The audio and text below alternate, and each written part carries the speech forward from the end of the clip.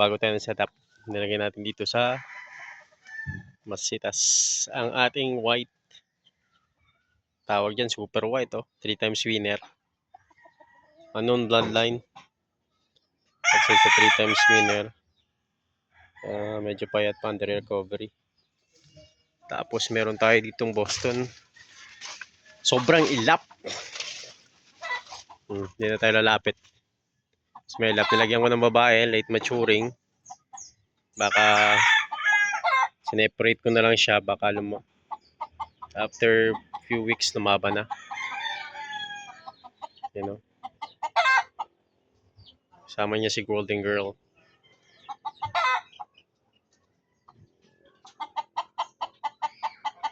Takot sa tao. Balik tayo dito. Okay, kalamansi. Kalamansi.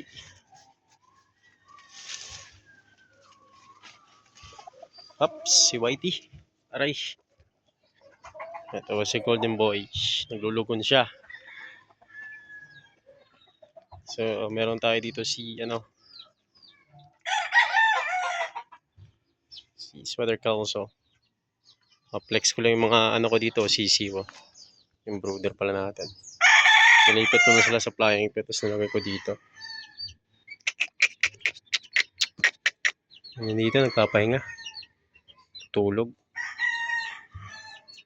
Dito, yun. Sinama natin yung tatlong hen. Brown head sa easil, tsaka yung wild foot na bulik. Yun, no? Meron tayo dito Boston McWhite. Nagkasakit to. Medyo napabayaan. Pero dito na sa akin ngayon, medyo naka-recover na siya. Meron tayo doon Boston Cross. Solid yun, no? Dito yung natin. Anak ng Melson Black. Melson Black Hatch. Na nakross sa gray. May lumabas na pula.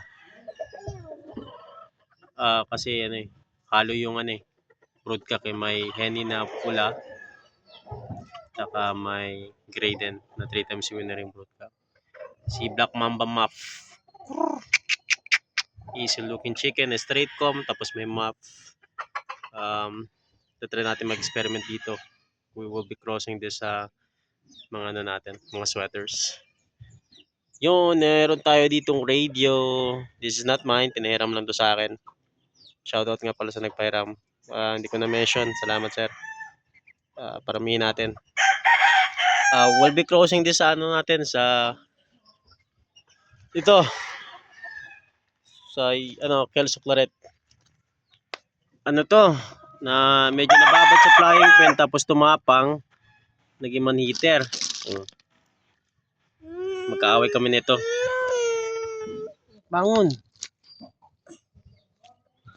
Huwag ka lapit natin. Kaya na labog natin, no? So, meron tayo dito si Halsey Gray sa oversweater to.